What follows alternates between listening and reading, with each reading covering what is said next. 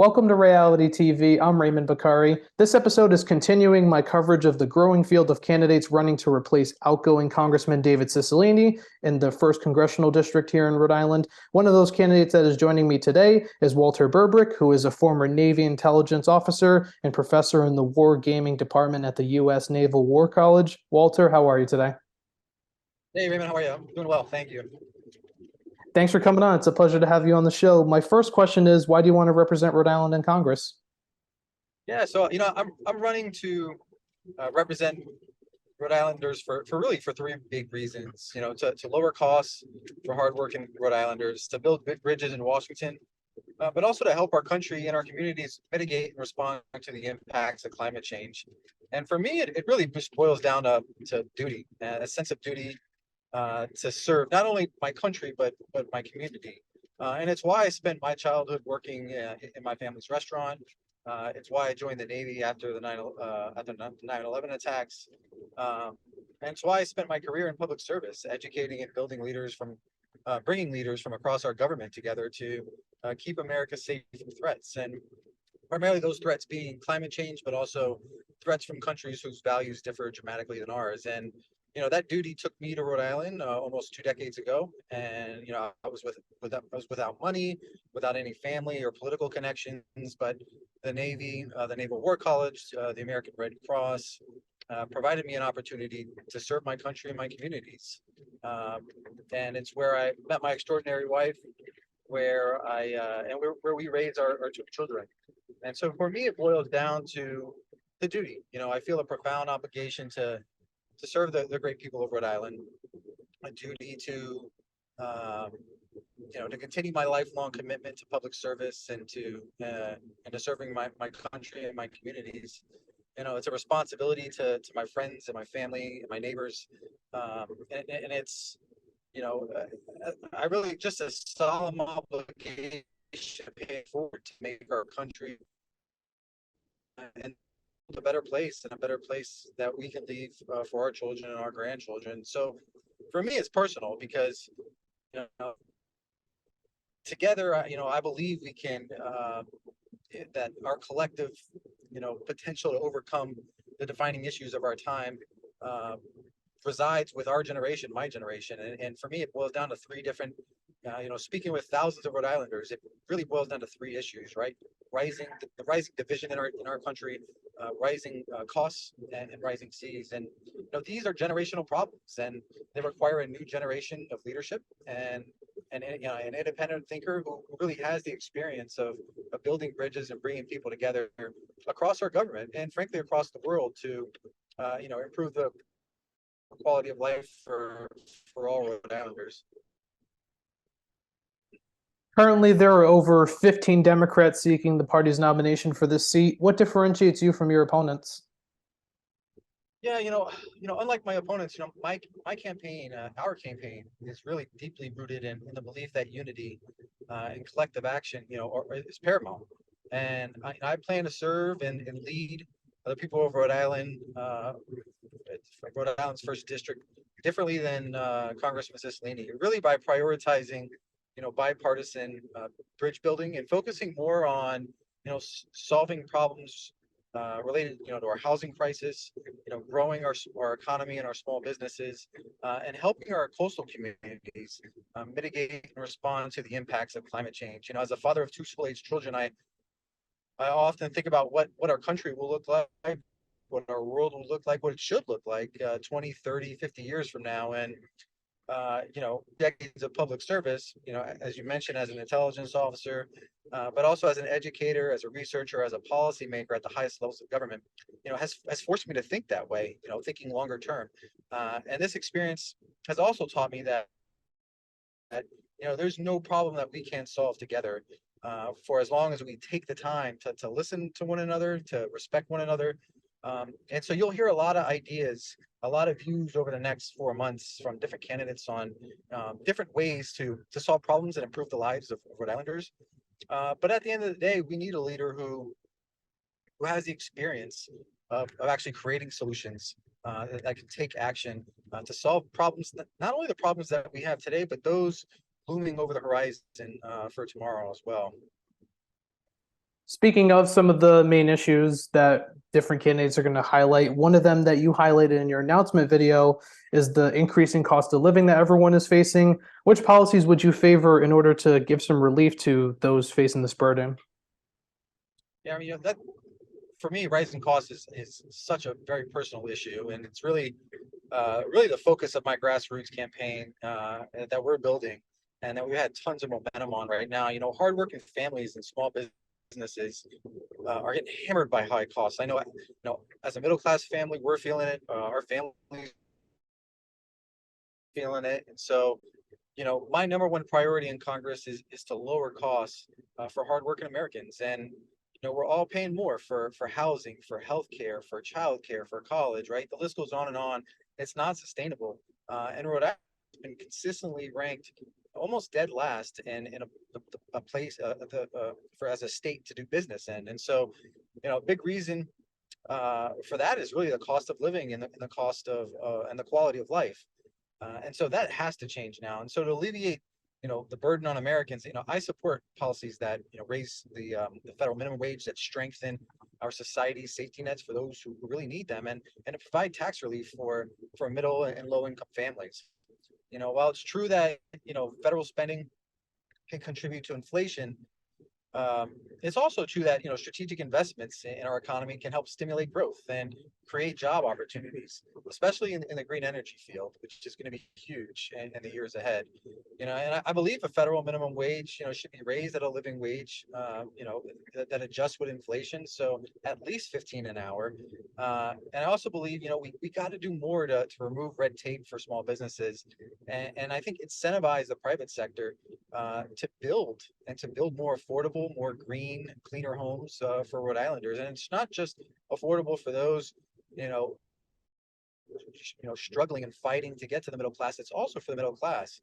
Folks our age, and folks, coming out of college, it's just becoming harder and harder to live for today, but also save for tomorrow.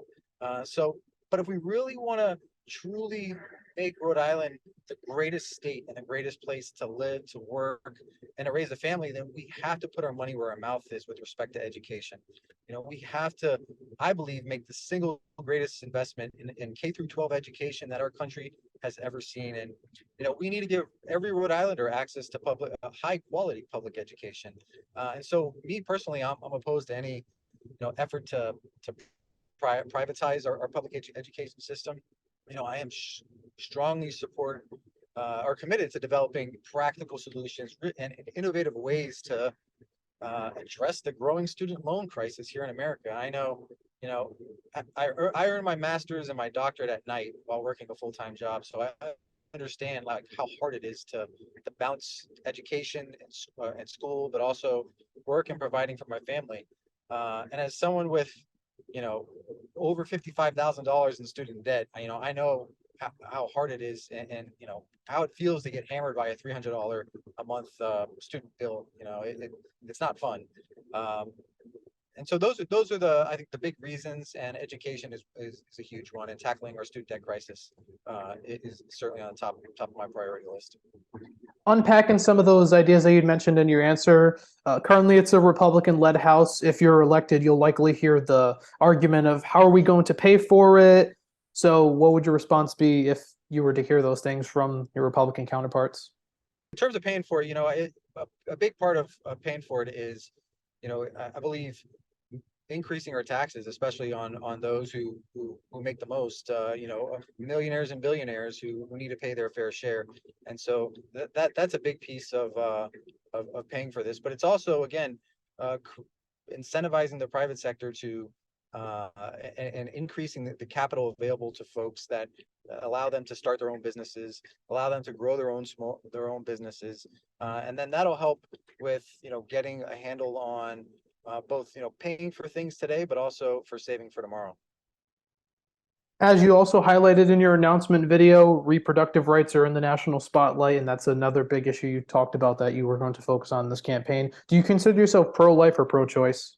I'm firmly pro-choice. I strongly believe in a woman's right to choose and to make a decision on her own body, and a decision that should be made with her, her family, and her doctor. And I would support codifying Roe v. Wade to ensure that, that this right is protected. And I oppose, the Hyde Amendment, which unfairly limits access to, abortion services for low-income women. I also want to talk about addressing gun violence for a moment, because that's another key priority that's going to be focused on in this campaign by a number of the candidates. Are there any specific policies that you would support to address the issue of gun violence? Yeah, as someone who has had personal friends of mine lost from gun violence, this is really, really personal for me, and personal for my family and close friends. And so I strongly support common sense gun control measures, extensive universal background checks, banning assault weapons, but increasing the investment that we have in mental health services. We got to get down to the root causes of these problems. But yeah, and while it's challenging in a GOP House led, leaders from both houses and both parties must set aside common ground to keep Americans, our communities and our kids safe from gun violence. Listening to the Pro 2A crowd is essential. And so I believe we can find a solution if we take the time to listen and learn from one another, have conversations, and find a solution that still keeps our kids safe, but also respects the Second Amendment right while enhancing, safety, public safety across our communities. Where do you stand on the idea of the national assault weapons ban? I support banning assault weapons from as someone who has studied war, and I believe weapons of war have no place on our streets, and so we need to do a better job making sure that assault weapons and just guns in general don't get in the hands of those who shouldn't have them. And it's going to take all of us, not just passing national legislation as the one you just suggested, but it's going to take a whole of society effort. And it starts at home, and having conversations around the dinner table, in our own town halls, and then and across our country. And as you mentioned 2 answers ago, there is the Pro 2A crowd, and it is a Republican-controlled House. And in this district, even though it's plus 20 Democratic and voted for Joe Biden by plus 20 points, there are still some of those pockets of voters who do favor the Second Amendment or are concerned that their Second Amendment rights are being stifled. I know you mentioned finding common ground, but how do you also plan to hear out that crowd to make sure that they're adequately represented? By bringing them to the table. At the end of the day, it's about making sure that everyone has the opportunity to make their voice heard. And that's how we reach common ground here, here within our communities, but also in Washington. And that's what I plan to do is build bridges and provide opportunities for Republicans and Democrats, and even Democrats, within our own party, to come together to have conversations, because we're so polarized and so divisive as a country, but also in Washington. And that's not helping anyone. It's only hurting everyday Rhode Islanders and everyday Americans. And so for me, it starts with, back to the basics. Let's just get to know each other. Let's have conversations, and let's take the time to listen and learn from one another. And that's how we reach common ground. That's how we reach consensus, and that's how we protect our kids. I want to talk about congressional term limits for a moment, because it's a very big topic, especially as we're seeing in Rhode Island. The past 2 Congress people served quite a bit of time in Congress, even in the other chamber in the Senate. Some of the senators are getting up there in age, and the health concerns have become a talking point, especially with Senator Feinstein recently. Where do you stand on term limits for members of Congress? Yeah, I strongly believe, again, as someone who believes in that, in inclusivity and diversity, and I recognize the importance of fresh perspectives, right, and ideas, and making sure that every voice is heard. So I support congressional term limits, to encourage a dynamic and responsive Congress, a Congress that's made up of the people, for the people, by the people, and that can meet the needs of the people that they are sworn to represent. Do you have any specific number of terms or length in years in mind of how long it should be set for? I honestly need to do a little more study on it, but I can see a world where there's room for discussion about limiting both the number of years within that one can serve both in the House but also in the Senate, and how many years I'm not sure. I can also see, I'm also very open to a discussion about the the number of years in which, right, whether it's 2, whether it should be 3, and that might give you a little more freedom and flexibility to be able to get more stuff done. Rhode Island's other congressperson, Seth Magaziner, recently put forth a proposal for 10 years for the term limits in the House. Do you see yourself supporting anything along those lines? Yeah, again, I think, I can see, I'm not too sure what the number of years, but I can see a range of, 10 to 12 in the House, maybe 10 to 12 in the Senate. But any number of years beyond that, I think, this idea of people serving in Congress forever, again, I'm from the belief and school of thought that each generation has the obligation to end service and to pass the baton off to the next generation so that they have the opportunity to lead, serve, and do the same and make our country a better place. I have a couple of lightning round questions to get through some topics quickly that I want to ask you. So these ones are more shorter form questions, 1 to 2 word, 1 sentence at the most. In terms of adding more justices to the Supreme Court, is that something you would support or oppose? That's something I'm certainly open to open to considering. I'm not sure whether or not what the right number is, but I'm certainly open to that conversation.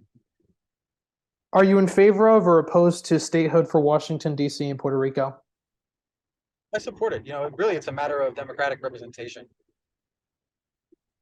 Banning members of Congress from trading stocks, is that an idea you could see yourself supporting or opposing?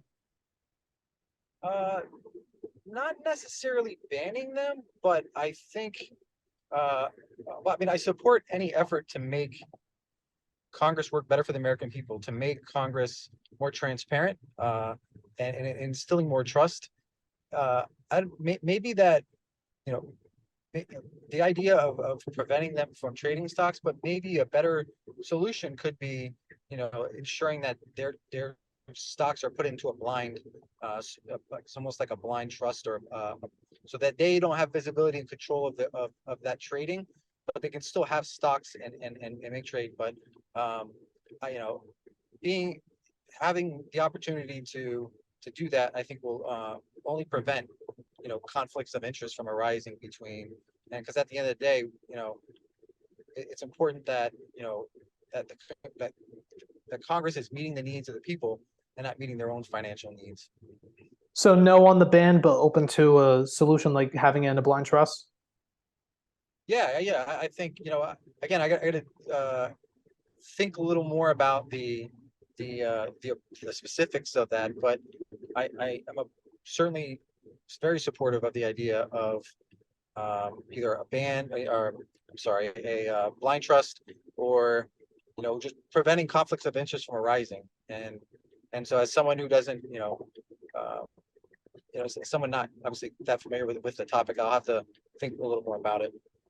President Biden is seeking another term in 2024. He currently has 2 primary challengers. Do you plan to support President Biden's re-election bid? Yeah, I support President Biden, and I'll make a final decision based on the political climate when we get a little closer to the election. So undecided at this moment? Well, I support President Biden right now, yeah. But again, when we get closer to the election, if there's, depending upon how things shake out, that. Got it. My final question, this is not lightning round, so you can elaborate on this one. This one's non-political. I always like to ask this at the end to keep the tradition. In your opinion, what do you think Rhode Island is best known for? Yeah, to me, it boils down to the people, and for me, it's, the people of Rhode Island and the people of Rhode Island's first district is really what made me make Rhode Island home. And having the opportunity to serve our country and our communities over the last 2 decades here in Rhode Island, and more recently as a community volunteer leader with the American Red Cross, where I had the opportunity to serve, across our district in Providence, Pawtucket, Central Falls, and being able to lead our vaccination program and our efforts.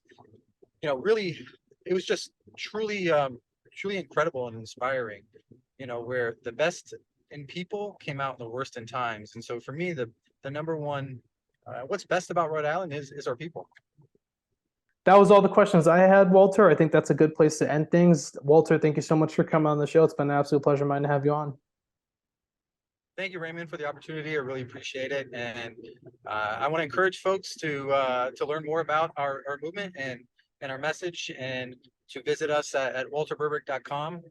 Looking forward to you joining our team. And thanks again, Raymond. Appreciate you. Absolutely, anytime. And thank you for watching this episode of Ray-ality TV. If you want to see future episodes as soon as they're posted on this channel, please click the subscribe button down below and the post notification bell icon to the right of it. I'm Raymond Bakari, and I'll see you next time.